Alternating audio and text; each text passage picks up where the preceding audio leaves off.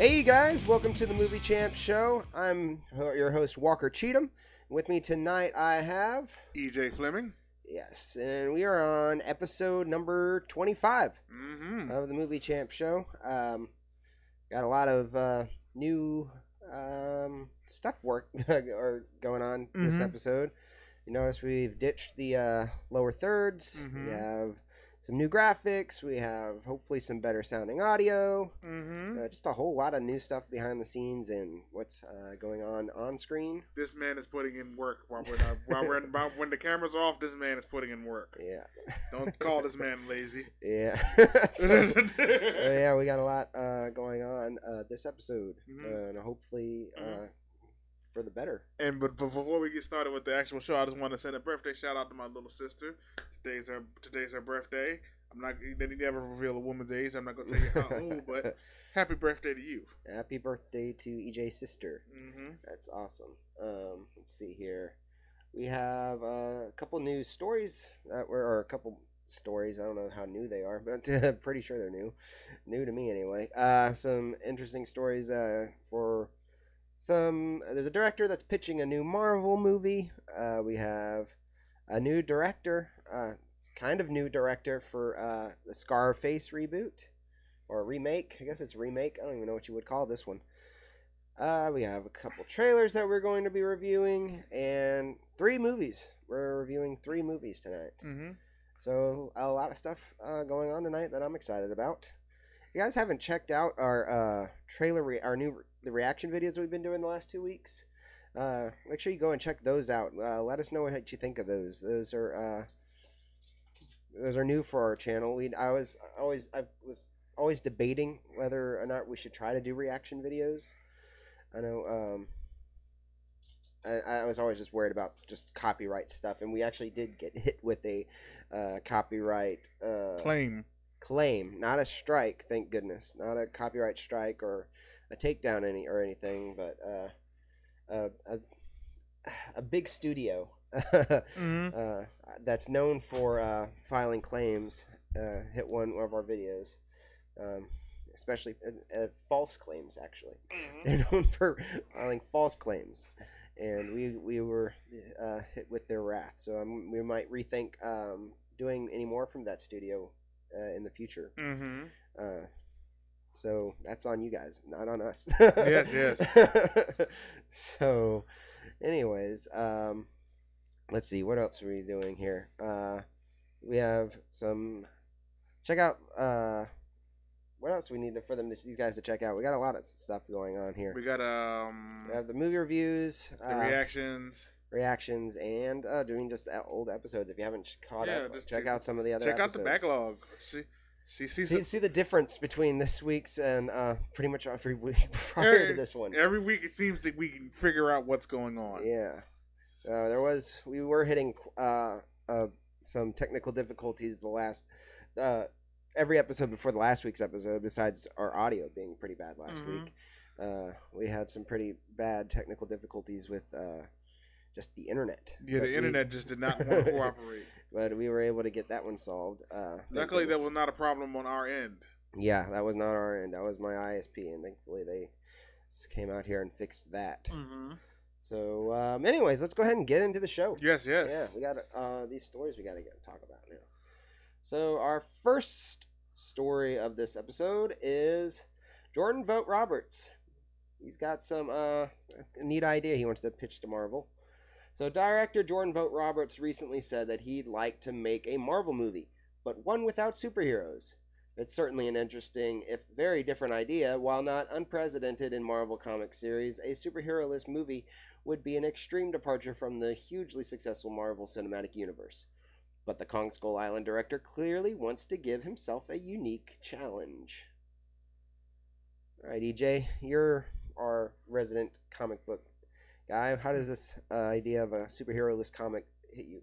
It hits me in a weird place because, like I said, it's not unprecedented that they have books like this exist in the comic book continuity, but I don't know how that will translate to a movie, because with a comic book, you can be experimental. You can just make these books, and then if they don't sell well, you just don't make normal books. But you put in, because even though it's going to be a superhero-less movie, you're still gonna get big name actors for this. Don't act like you're not. Don't act like you're gonna put some special effects in there because it is set in the MCU. It would be set in the MCU, so you got to have some nods to that level of activity. So, on one hand, I could see it. On the other hand, I'm kind of confused how it would work. Right. Well, he didn't say anything about a super villainless comic book. That's true. There might be some just some normal guys going through some craziness. I don't know. I could see this working in a way where you're following like henchmen unsure if they're on the right side of right on the right side. Right. Like where say for example Hydra comes back. So you follow like two Hydra dudes who only in it because it's a job. Right. And they only do it like for example, perfect example of this. There's a character in the Deadpool comics called Hydra Bob. Mm-hmm. He's a Hydra agent, yes, but he's only a Hydra agent because they have benefits and things that he needs to support his family. So that's the only reason he's a Hydra agent. And it was like, it would be kind of funny to see a story like that get tackled in a movie.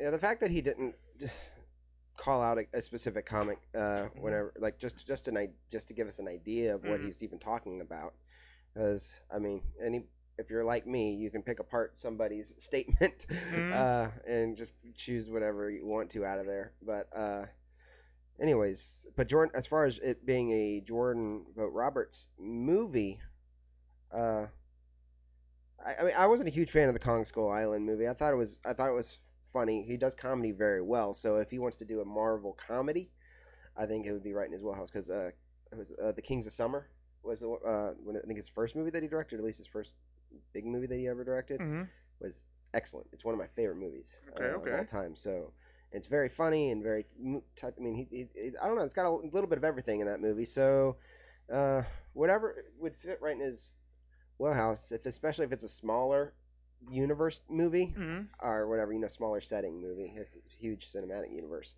that it's gonna be set in. But I think a movie from him, because he's only got 2 movies under his belt that I know of, so he doesn't have a huge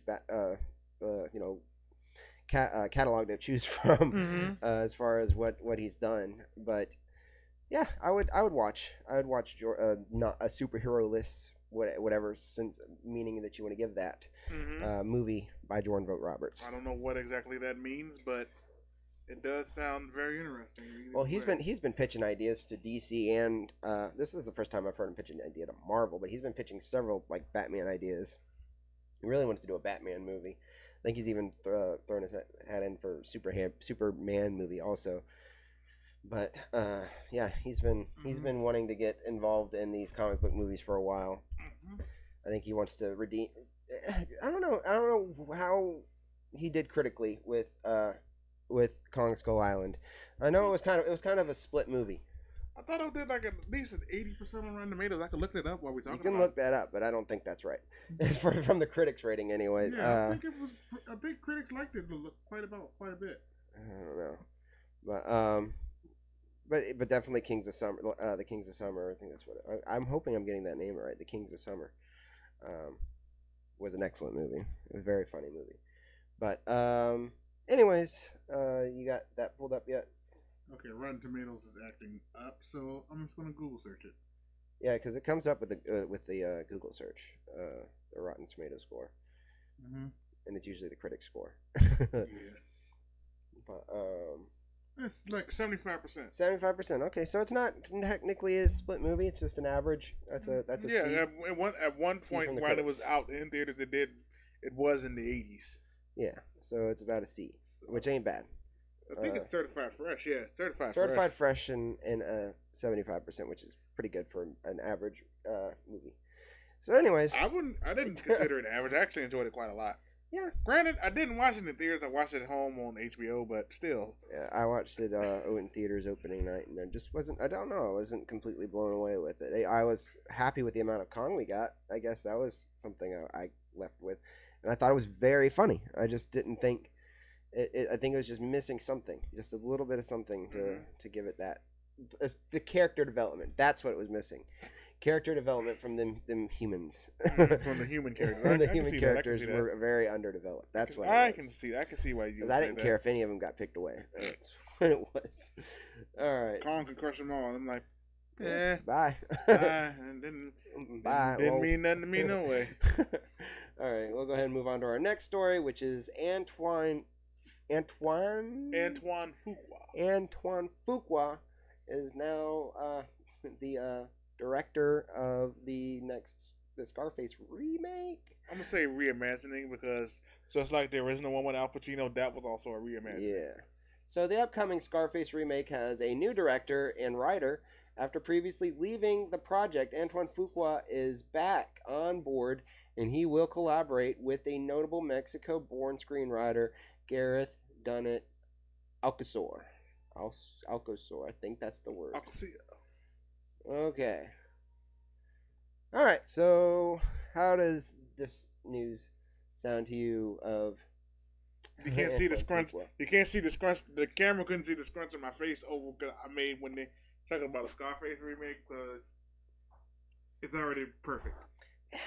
In your opinion, yes, it's a perfect movie.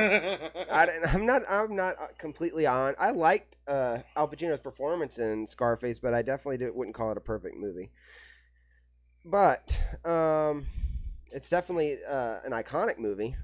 I can definitely give it that credit. It's an iconic movie. I just feel that there's some movies that shouldn't be touched. Okay, they are what they were, and let them be. I understand directors growing up wanting to watch it and said, "Okay, this is how I would do it." For certain movies, you can do that with.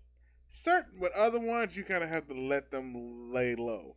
If you want to do that, make a movie and that takes the tones and themes of Scarface, but just don't call it Scarface. Now, I was more on board with this whenever it was a Coen Brothers scripted Scarface, but I was a little bit more hesitant with it when it was a Coen Brothers scripted Scarface movie directed by David Ayer. I loved David Ayer in the beginning. And actually, David Ayer and Antoine Fuqua, they did Training Day, right? Am I right? I think Fuqua directed it. Yeah. Ayer wrote it. Yeah, that's what I meant. Antoine Fuqua directed David Ayer. So that would actually be a neat team up with. I wouldn't mind seeing. I don't know. I really don't know. David Ayer I am just so off of him with Suicide Squad and Bright, but I know Suicide Squad was less his fault, but yeah. Bright was all him. Yeah, Bright. Netflix, even though he didn't write it, Max Landis wrote it, and he's I don't know, but David Ayer still directed that movie, and it had so much of David Ayer's DNA. Yeah. In that movie, and I just was not on board at all with it. But he's done such amazing work in the past. It doesn't matter. It doesn't matter. He's got nothing to do with this movie. Let's stay focused on what we're talking about here. Mm-hmm. Antoine Fuqua directing Scarface, and I'm completely on board with that. Okay. I love, like I said, I love Training Day, and I love The Equalizer, and I kind of liked The Magnificent Seven, and I liked at the time. What's the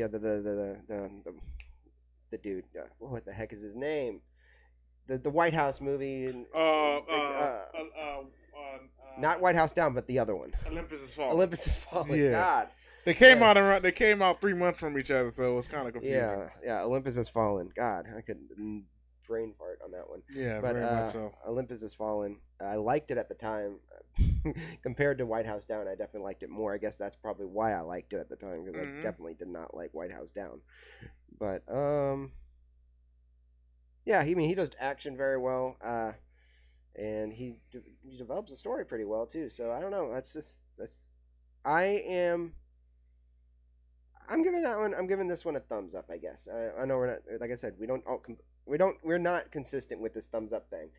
With this not at deal. all. I'm giving that a thumbs up. We're inconsistent on a lot of things. Yes. To be honest with you. Yes. So I would give this a mild thumbs up. I'm giving a little more towards the middle, but I'll give it a slight thumbs up too. Okay. Well, since that's our last news story, we're gonna go ahead and move on Actually, first I want to ask you guys your opinion on Antoine Fuqua directing this Scarface remake, reimagining, whatever you want to call it. That's all. It seems to be what Hollywood's doing right now, whatever you want to call it. You guys on board with Antoine Fuqua? And I'm not totally familiar with that writer. I know he's done a movie. He wrote a movie that's coming out in the future. I don't even remember what it's called. And most of the other work he's done is short films. So this is his first real big movie that his name's attached to. So guys, let me know what you guys are excited about, or if you're not excited about this story, just let us know what you think. So let's go ahead and move to our next thing, which is a trailer review for Deadpool 2. I'm not going to summarize this one because I don't have a summary for this just yet. No, they have a comedic one, but they don't have an actual one. But from what I gather from the trailer, as we both already watched it, it seems to be a riff on Terminator. Yeah, it does. I'm getting Terminator vibes. It's got the Cable going out or looking for their John Connor type character. He's not a type character. He looks very different from John Connor. But he's the John Connor of the story. Right. He's been sent back to terminate this child before he becomes a problem in the future. I'm not familiar with the boy's name, but he was in the Taika Waititi movie, The Hunt for the Wilder People. He was really good in that movie, so I'm excited to actually see him in this movie, which seems like a very different character. It looks like he's got some kind of fire power. Yeah, he does. But I don't think he's pyro. Really? Yeah, I think he may be another X-Men character. They haven't really focused in on who he might be, but he does have a flame-based horsepower. Yes, but this one, I mean, you definitely obviously see the beginnings of this X-Force development, and I kind of like the joke that they do about being derivative or something. Yeah, whatever he says. He said exactly the point. Yes. and also like the title card where it talks about from the production studio of 27 dresses and the Devil Wears Prada. Yeah. Just kind of showing how that kind of just means nothing to audience members. Like, why are you showing me this? I don't care. Or even just the Ryan Reynolds cracking a joke on his wife's old movie from the past, the Sisterhood of the Traveling Pants. That was a great quip. Yeah, it was pretty. There's a lot of moments that are like blink and you miss it, but they're all very good. Yes, but most of all, I really seem to be like the action that's we're going to be getting from this movie. The action seems to be kicked up more because you're dealing with the dude who did the first John Wick. Right, and he also did the Blonde. What's that one he did? With Atomic Blonde. Atomic Blonde. So that one wasn't quite as good as the John Wick movies, but it was still pretty well directed. So he does action very well and the fight scenes very well. So I'm excited. And Zazie Beetz looks awesome in this movie, and even Terry Crews. Yes, we had to see a little bit more of Terry Crews in this trailer. Oh man! So yeah, I mean, guys, if you haven't checked out this trailer, definitely go check out the Deadpool 2 trailer. Did you catch the Superman joke in the trailer? Oh no, I missed that one. What's that one? When he was talking about throwing all when he said he went out and he gathered all the gluten and threw it in space so it could never harm us. That was a reference to Superman 4. Really? Just replace gluten with nuclear bombs. That's the plot of Superman 4. Oh, that one totally went over I haven't seen Superman 4, which is probably why I missed that one. Yeah, Superman. If you hadn't seen 3 or 4, you're making good decisions. Which one's the Richard Pryor one? 3. Okay. Oh man, but yeah. This just got me more excited. This is another trailer that I didn't think we were ever going to get. I didn't think we needed another Deadpool trailer. I mean, we see so many movies. Every single movie that I go to. Well, technically, Deadpool only had 2. I know. You don't count the Bob Ross one as a trailer. Yeah, because that one showed you nothing, and then that one was just like, hey. And even the last trailer didn't really. It really did just show you flat. Didn't show you really much of anything from the movie. No. So this one actually did show you the movie. So maybe I should have expected at least one more trailer. But it just it came out of nowhere to me. Yeah, just like, hey, Deadpool dropped? Okay. But I appreciate that there's a new trailer because, like I said, I see a lot of movies in theaters, and every movie I see has a Deadpool trailer. Whether it's the Bob Ross one, which I was getting sick of, I loved it in the beginning, but I was getting sick of it because I was playing it. I still watch it from time to time. I do not. Because I love it. It's so it's even because you're getting tired of the edited one. Yeah, the uncensored. That's true. The edited one is kind of dumb. The uncensored one is hilarious. Yeah. It is never not funny. Yeah.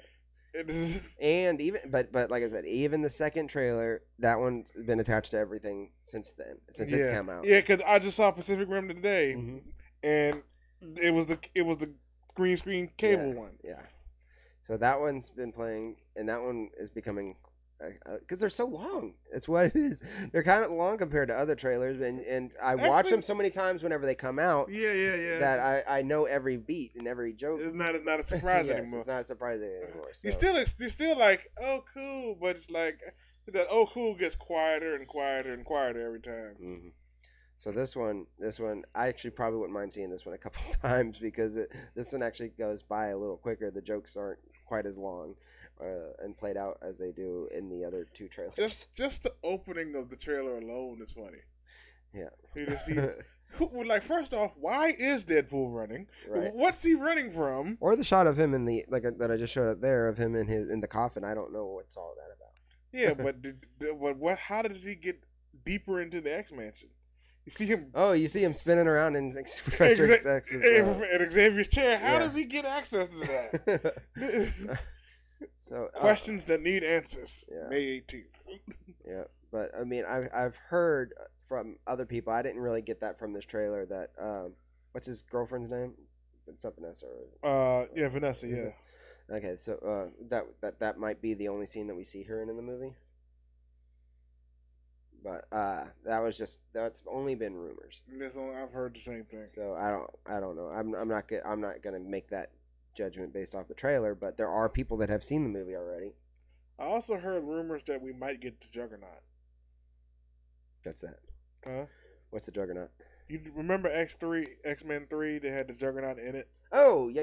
And then they make the joke or that line that makes everybody laugh. Yeah. You know the one. You know the line. We're not gonna say it here, but you know it. You know the line. You know the line. But yeah, I would like to see an actual comic accurate Juggernaut. If we Deadpool gave us a comic accurate Deadpool and a comic accurate Colossus. Can I get a comic accurate Deadpool? I mean a Juggernaut. Well, even though Fox has thrown continuity out of the window, that's technically still in the same universe as this Deadpool. Technically, still in the same universe as this Deadpool, so that Juggernaut would have to be the same Juggernaut. Not really, because they changed Colossus. They did change Colossus, yeah, and I mean technically they changed Deadpool too, but also. But this is Deadpool, which is, its own kind of universe. It's its own kind of universe, but they are. It could be his own in Deadpool's own reality, too. So. Yeah, it could be the way he interprets everything. Yeah, it could look like our X-Men universe, but he just sees Colossus as a big burly Russian dude when he really is still the Backstreet Boy dude from the other ones. Yeah. So this could just be his interpretation of reality. Yeah, But also there are some not rumors, but people are wanting, or maybe wanting's not the word, are assuming that there might be some cameos. It's like even just for either Hugh Jackman as Wolverine or Hugh Jackman as himself. What's up? She's back. Oh. Hey, Night Hippie. I missed your comment. Night Hippie. Missed your comment. Okay, welcome back. Oh man, yeah. I don't know how old was that comment. Well, it was like she just sent it. Oh, okay. She sent it like 3 minutes ago. Well, good. So I don't feel too bad. Yeah. I've been keeping an eye on this thing tonight. All right. So, anyways, what would you think? Would you think that there's going to be any cameos from like Hugh Jackman or anything in this movie? Do there need to be any cameos in this movie? I think one of the greatest cameos they can do is anyone from the MCU. Really?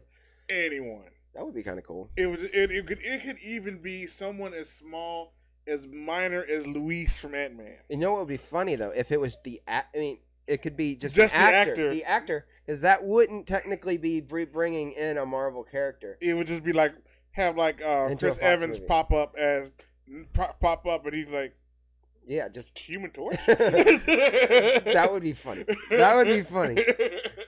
And then, oh my gosh, yes.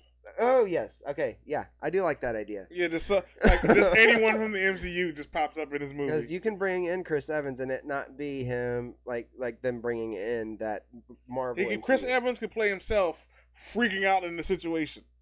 Okay, I like that joke. Okay, that's even better than the Hugh Jackman one. Okay, but yeah, if they do, I think it would be neat if they did a cameo. I don't think they need a cameo, but after hearing your Chris Evans thing, I think that would be a really interesting cameo.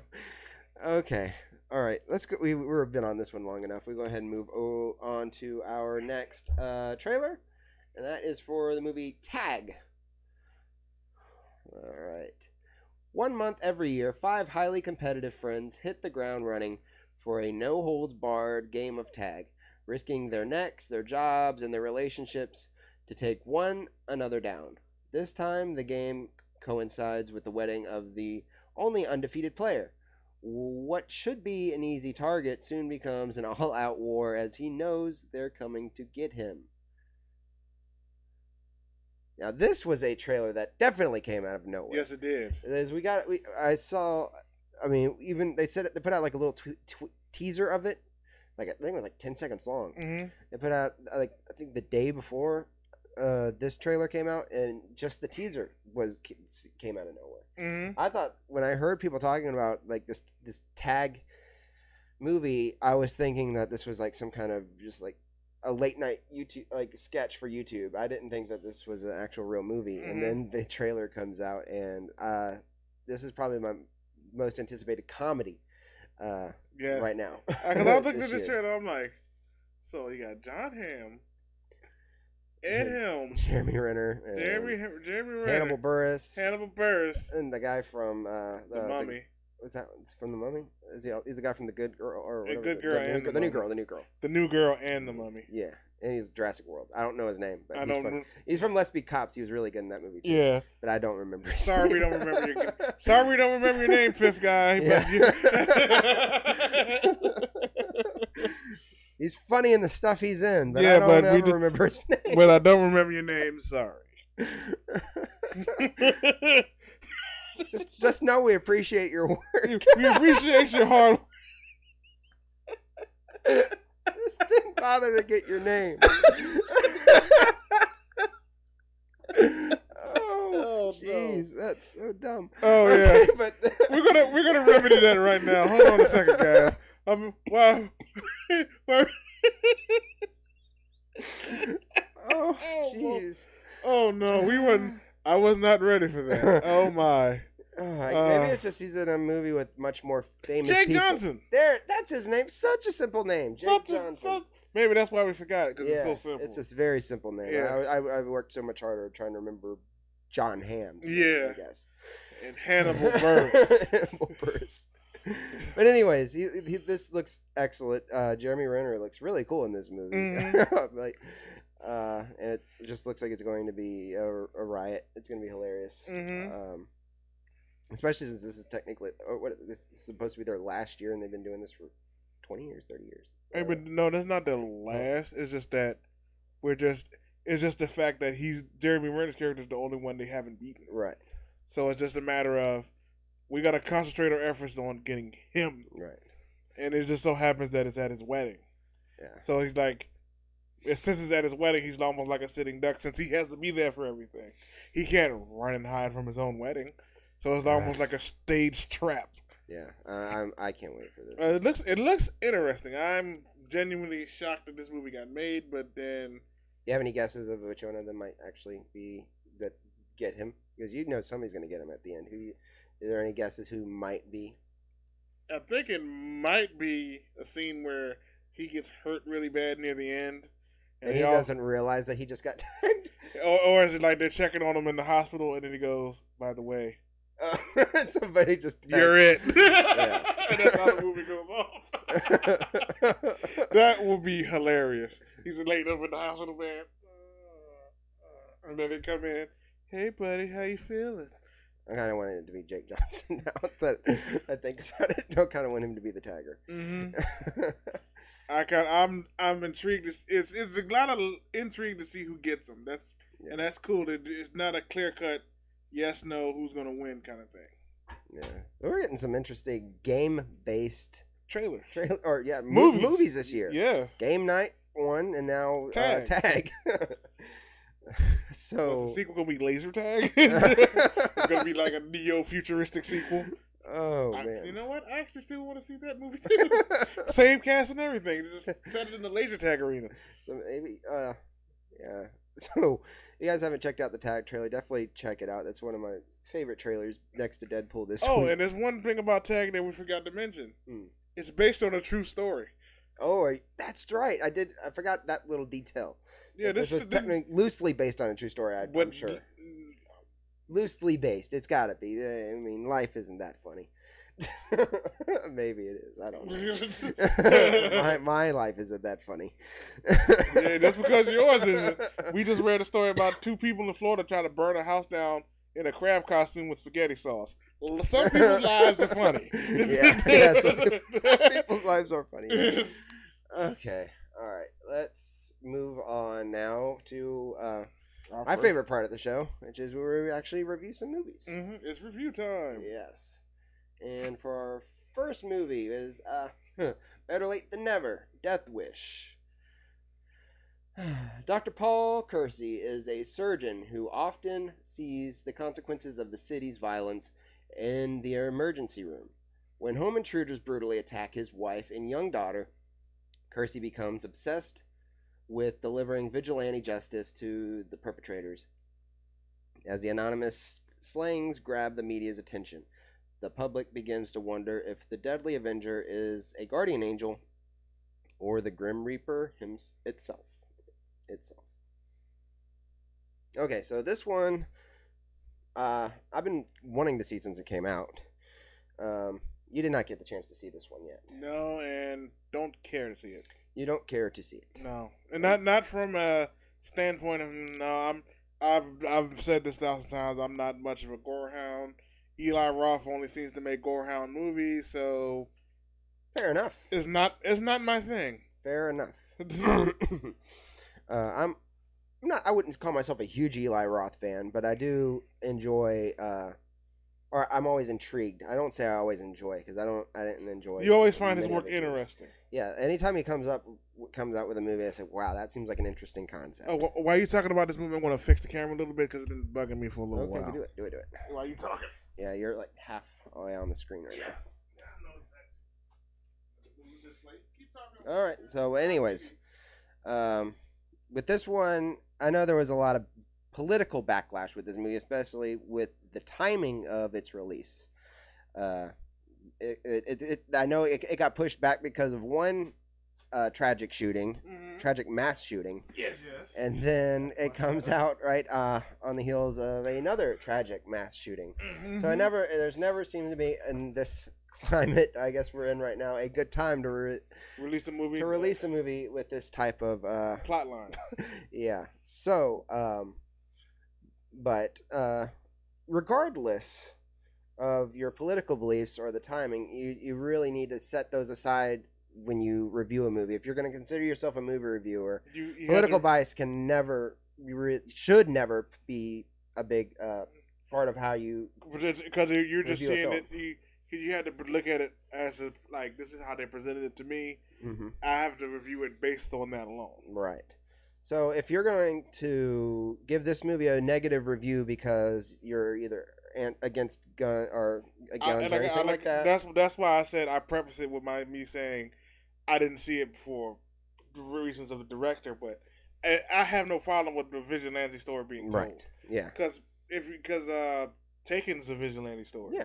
So if you were to give this movie a negative review, but you would give a movie like Taken, or you might claim that Die Hard is one of your favorite action movies, then you're kind of being inconsistent. Because just like Death Wish, Die Hard is, but the catch with Die Hard though is that technically he is a cop. Right. So there is it's not kind of a vigilante storyline with that. Not a vigilante. He's just a cop out of jurisdiction. Right. But he's still a cop nonetheless. Yeah. So you can't really throw Die Hard into that argument. Now that we've set this review now. Now that we've did the world's greatest disclaimer ever. Yes. I will go ahead and give you my review of this movie, and so that way you know how I'm viewing this. It's not a great movie by any means. It's not a great movie, but it has nothing to do with that. It's very by the numbers vigilante justice movie. Very well visually, it's very well directed. The acting is pretty good. Everybody in this movie is really good, and this is Bruce Willis is slightly above his Redbox Bruce Willis acting abilities. So he's not quite where he was a decade or over a decade ago, but he's getting there in this movie because he's saving it for glass. Yeah, he better be.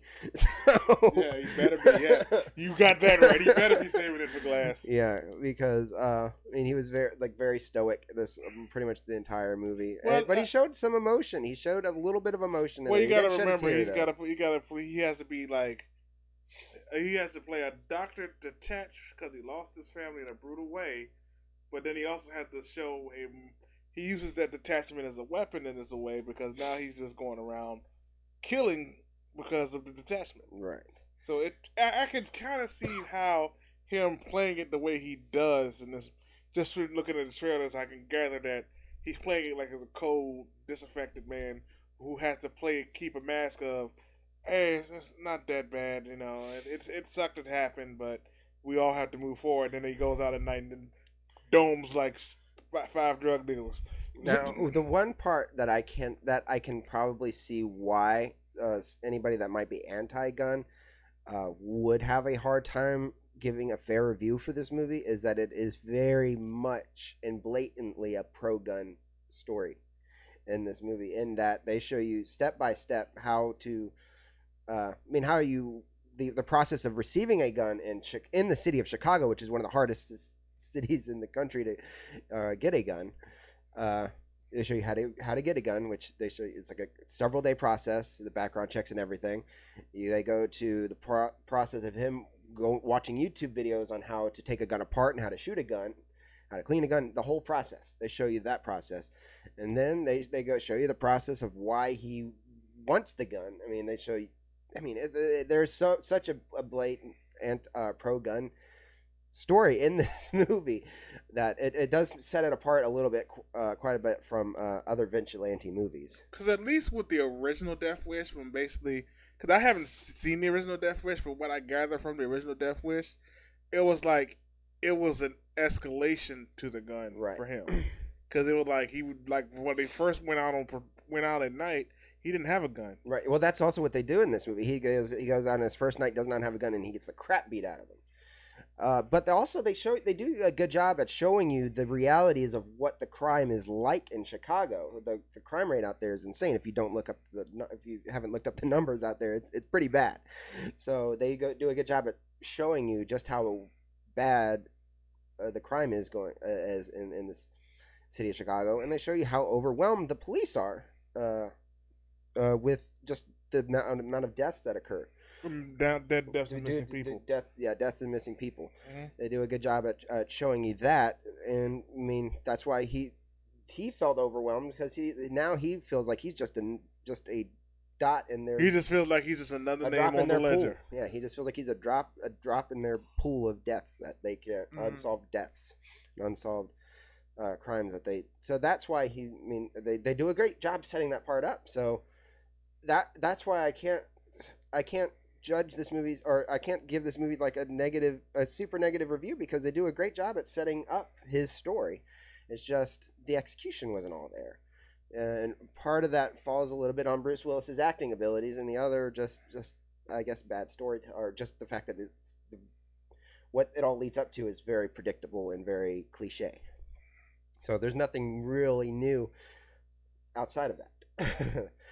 But there was one shining actor who's always the shining actor in pretty much he's always a supporting role, whether he's doing a Redbox movie or he's doing a big movie. He's always a standout, and he's one of my favorite character actors and supporting actors, and that's Vincent D'Onofrio. The guy adds, he can pick up any movie. He could prop any movie up and make it Yes. make it just that much more. Like, Yes. oh, okay. So Vincent D'Onofrio played Bruce Willis's brother in this movie, and he whatever Bruce Willis lacked in the sympathy department, he completely made up for as his brother in this movie. He was very good supporting role in this, and but this was one of the better directed Eli Roth movies. Most of his usually have that indie feel, and this one actually did feel like a much bigger budget and just a more Hollywood style movie, I guess you would say. I think, and that may have been to this movie's detriment. Yeah, probably, because he normally has that grindhouse look to his movies. Had this been a little dark, had he had less money, he would have forced himself to be creative. Yeah, which is what he did with that Green Inferno. That movie was terrible, but it was a lot more interesting based off of his directing abilities at the time.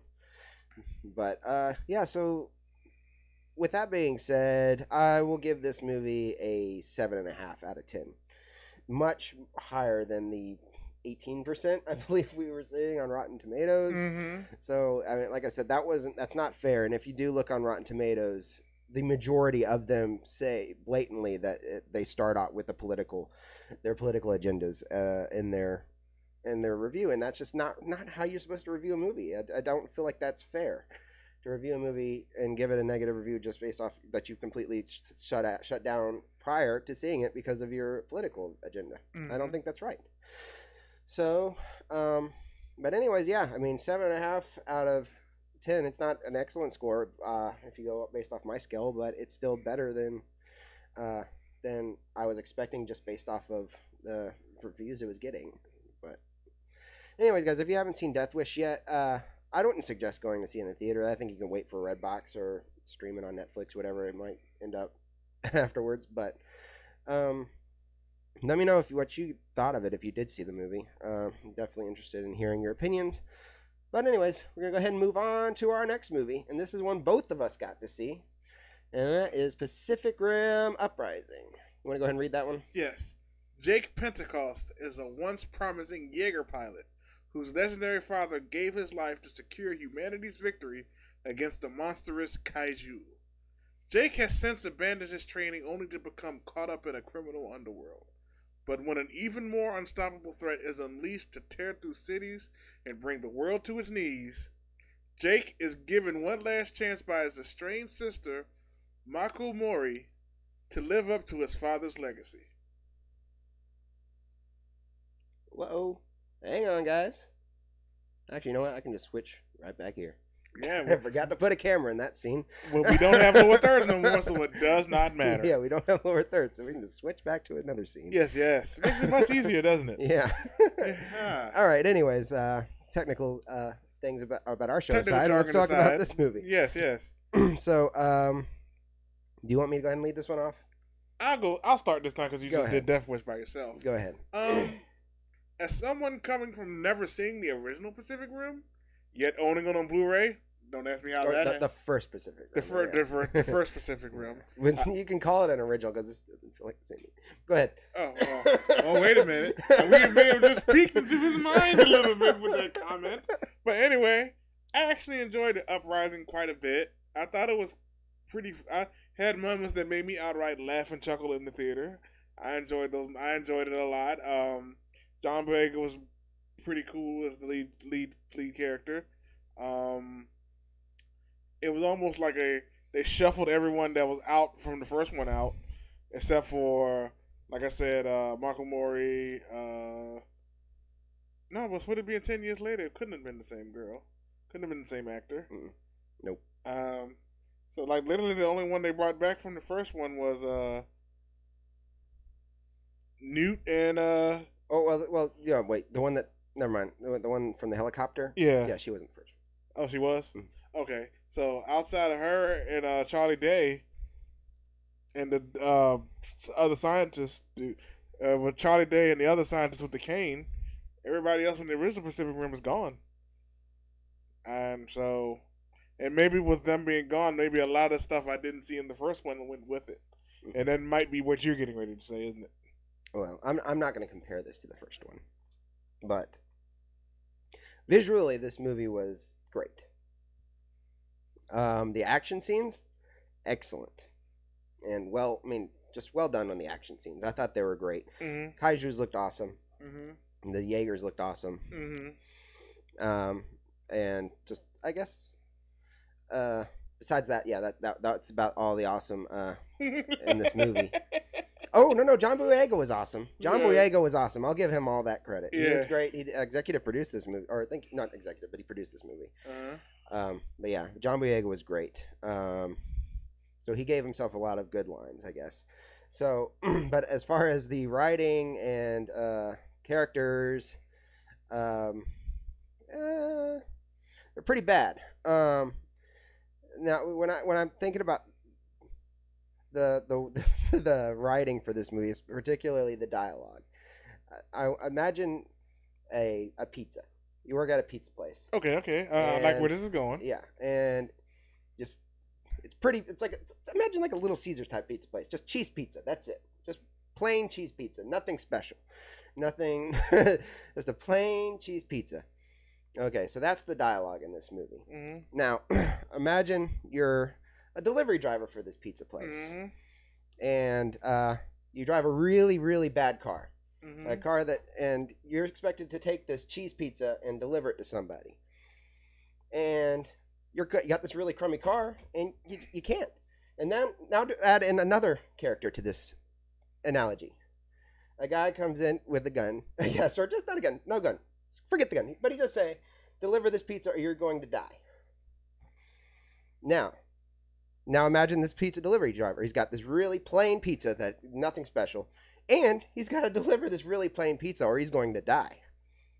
That delivery driver, his name is Scott Eastwood. He could not deliver those terrible lines to save his life. He was really bad in this movie. I have to admit that as soon as you said the delivery driver was Scott Eastwood, I thought back to everything you said in that movie. I'm like, oh boy. I have not liked Scott Eastwood in the past. I've actually made that known on this show when he tried to say that he wanted to be the next Wolverine. I kind of joked about that. But and then I said, well, I'll hold off my judgment on him being Wolverine till Pacific Rim Uprising. And boy, was I not let down. He was pretty bad. He was trying to be the gruff military dude who's also friends with the main character. He struggles to be likable is his thing. He struggles to come across as likable. And he does not come across even slightly likable in this movie. And that was not, I know that wasn't the intention. He'd had one good line in this movie that I think he got, it was like right at the end with Charlie Day. I think you know what I'm talking about. I said, looks like we caught ourselves a newt. Yeah, I like that one. Yeah. That was an okay line for him, and I think he actually pulled that one off okay. But the 99% of the rest of his lines were pretty bad. I see what you're saying, but maybe I didn't feel as bad. Maybe because I don't have like an inner... F that guy in my heart.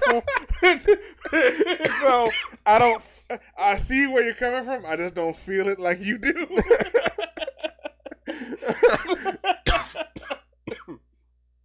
Oh my gosh. I just don't. I understand what you're saying with the line delivery being kind of, but I didn't think he was like. Oh man, when you try to be that intense so often, it just does not go over so well with people. And I don't know, he I don't know, he just didn't do good in this movie. The girl in the movie though, the younger girl that, you know, I don't remember her name, but she was Naman, something like that. Yeah, Namani. Yeah, the one that built her own little Jaeger. Yeah, what was it called? Scrapper. She was pretty good in this movie. Yeah, I liked her. I liked her character background that they did. That was a really actually pretty neat scene. The way that when they were showing them drifting. That was pretty, or is that what it's called? I think it's drifting. Yeah, drifting. Yeah. Because they're linking minds. Yeah, I thought that was pretty neat. And I have a question. about the logistics of Pacific Rim. Okay. All these Jaegers have to have two pilots, well, two or more pilots, because the stress to control one puts too much on your mind. Mm-hmm. And yet, we see this little girl build one, and it doesn't have no neural link required.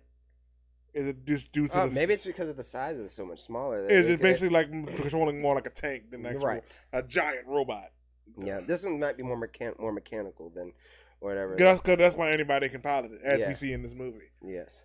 Okay, when you see it like that, it's just more about her just getting the functioning parts working without actually doing the whole. Like, okay, I see what you're saying now. It's not so much like this one may be like 20 feet tall, whereas these are like hundreds of feet tall, and you need all the focus you can get to control this ungangly beast as a person who's this big against it. Yeah, I see what you're saying. but I thought that maybe I don't know. Maybe the movie was definitely a trimmed. This was a very what is the word I'm looking for? Not trimmed. Lean movie. They put as little. They give you just enough information in this movie, which I would give some credit to the editing in this movie and the writing. One thing I did appreciate in this movie, and I appreciated that if you're here, you may not have seen the first one, but if you have, there are bits and pieces in here for those people, but you didn't feel like you needed to watch the first one as prior homework, and I appreciated that, where they did things where they played with character history in a way where it didn't feel like, remember this from the first one. Yeah. Remember this from the first one. You know, it felt organic and natural. There were some callbacks, and then, but even some of the characters that were in the first one, especially like Charlie Day, he was not the same character in this movie that he was. But there's reasons for that. Yeah, there are reasons. But that was the other. That brings me to the next thing, which is, I'm not going to spoil anything here, but the villain in the movie.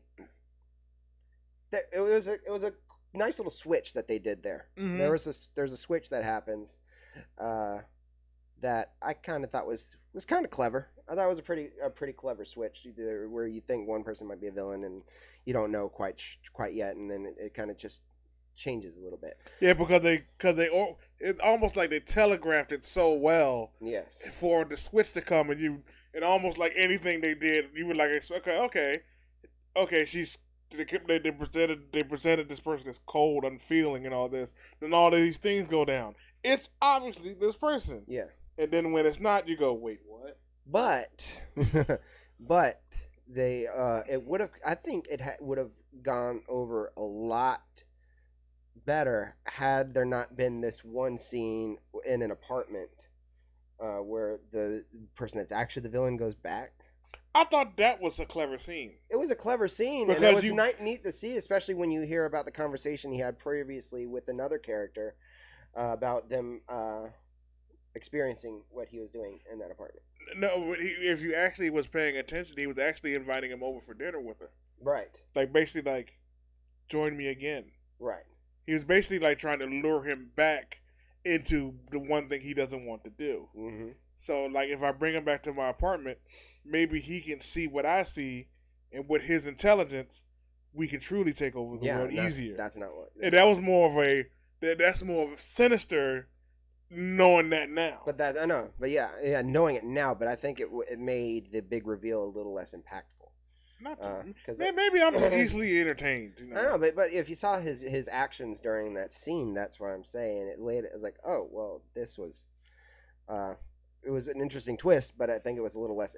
I kind of saw it coming after seeing that scene. But you also have to take into account that this was 10 years after the original Pacific Rim. Right. So basically, what they're trying to say is he's been doing this 10 years. Yeah. So he's almost is like a connection he has with this thing that he like is almost like he treats it like he does. He comes home, talks to it because he's been doing it 10 years. Yeah. Okay, so let's go ahead and review this thing. Or not review, but let's give our score for this thing. Score it.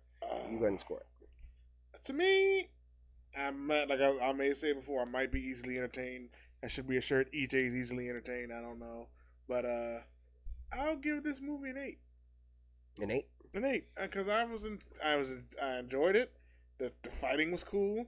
I also think it's cool how they say all the people are gone.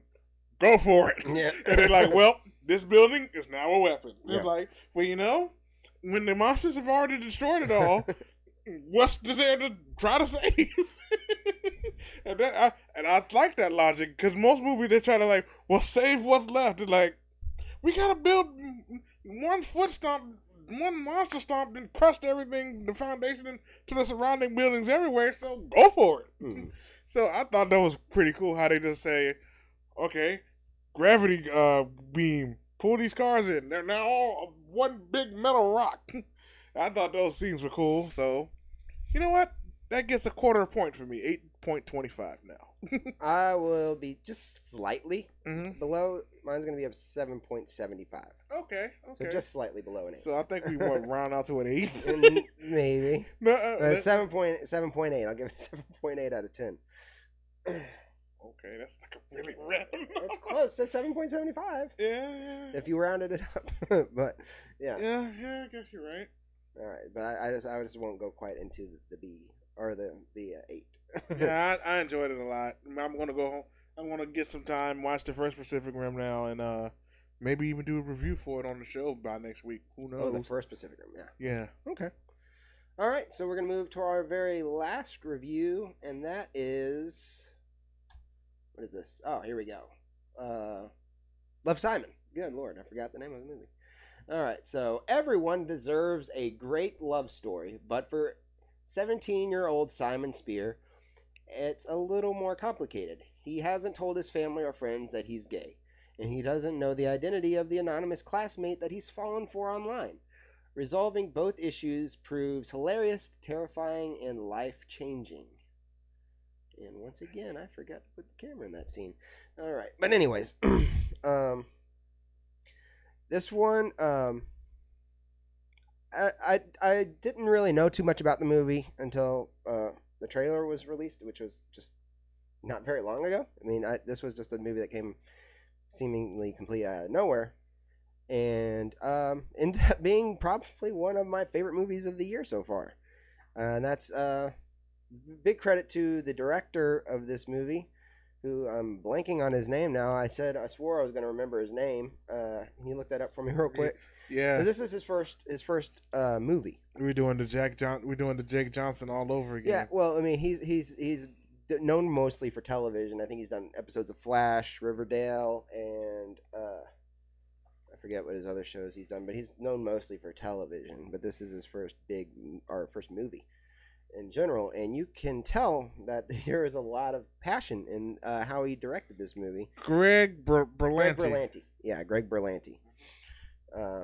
But this didn't feel like coming from his television background. That's what a lot of people normally kind of bring that element to their first movie sometimes, and that did not. This felt like a great coming of age movie. It felt like a good John Hughes throwback style movie.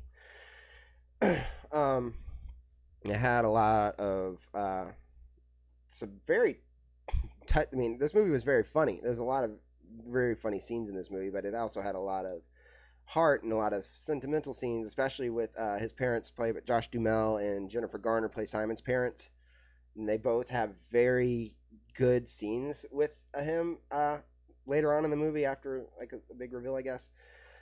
That's part of the trailer, so I'm not really spoiling anything. Whatever, everybody kind of knows, but they have really good scenes with him. As far as how they deal with it and stuff, which is really, really nice.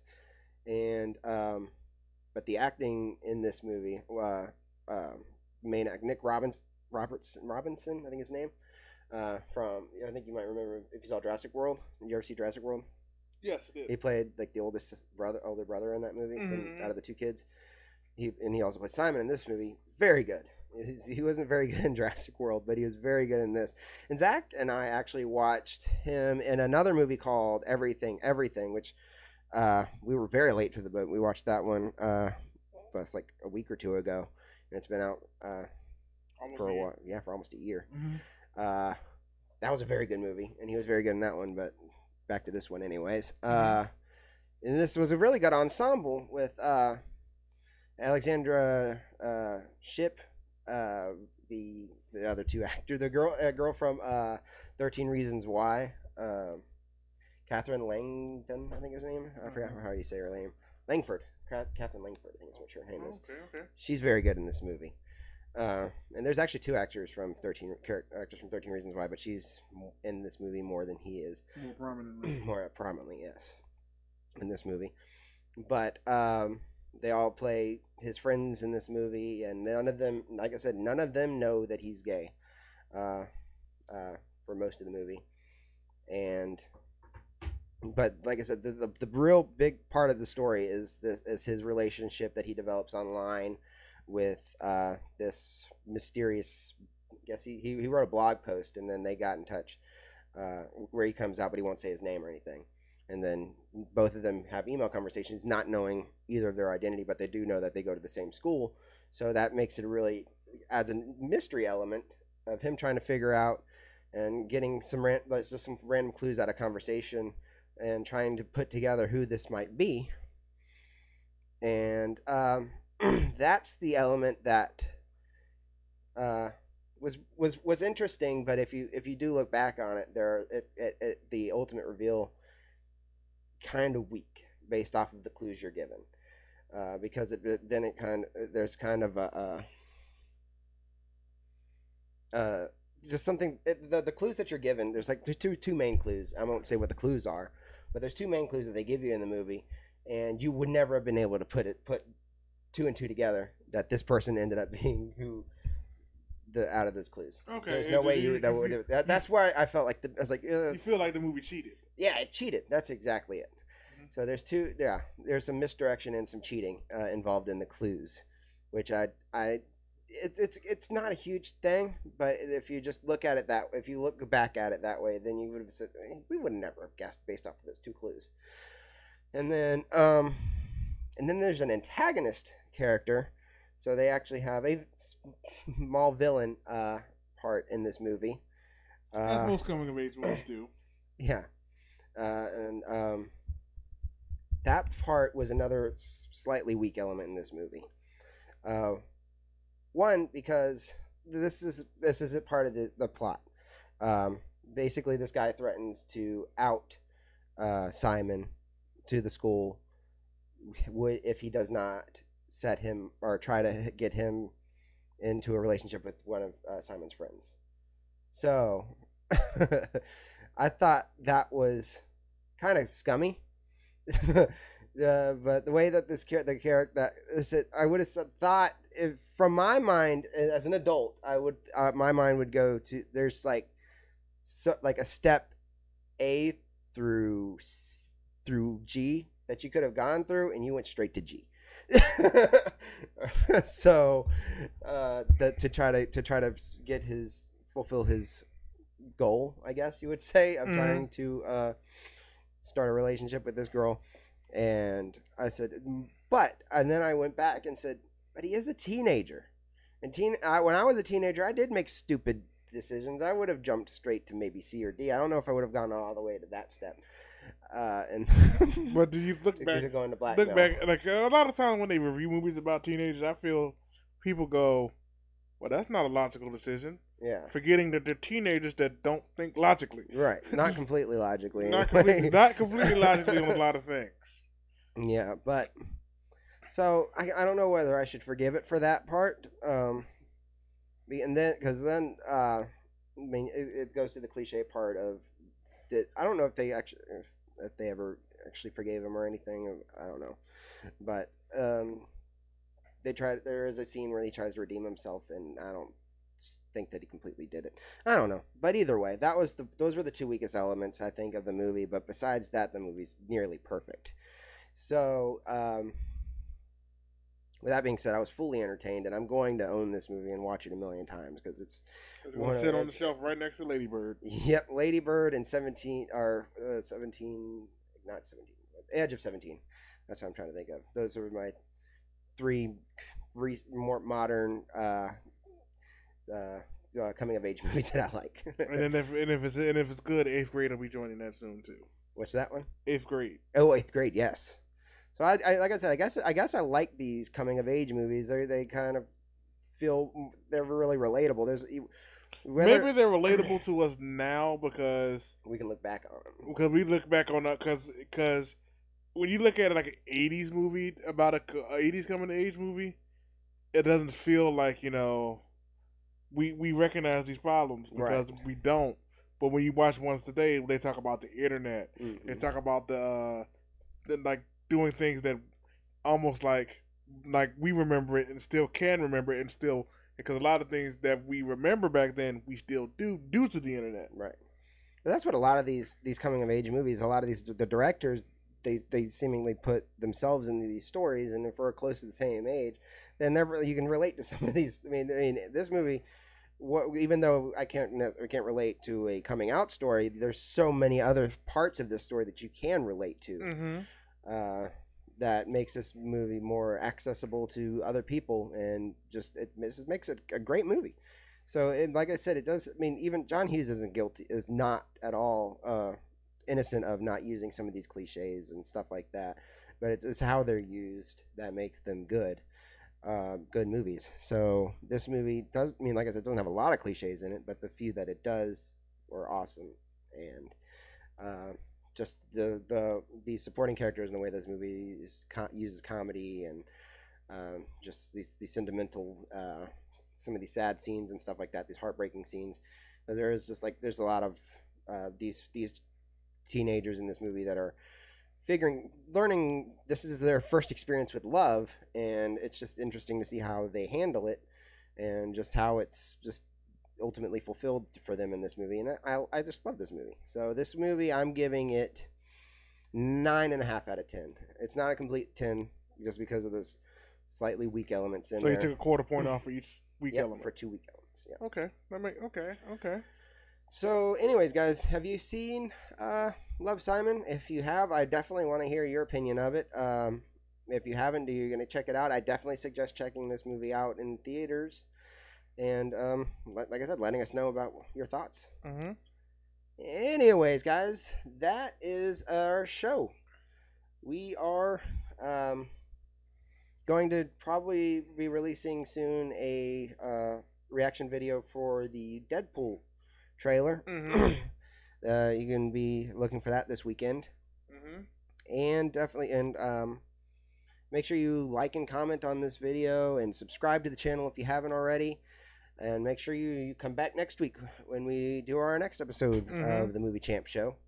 What's up? Oh, yeah. I'm going to put that up right now.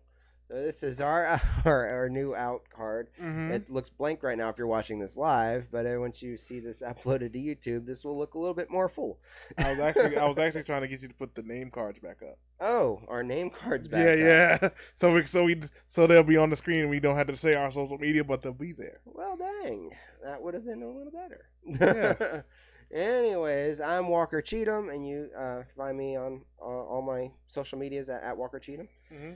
You can find me on all the social medias out there at Geek Champ CJ.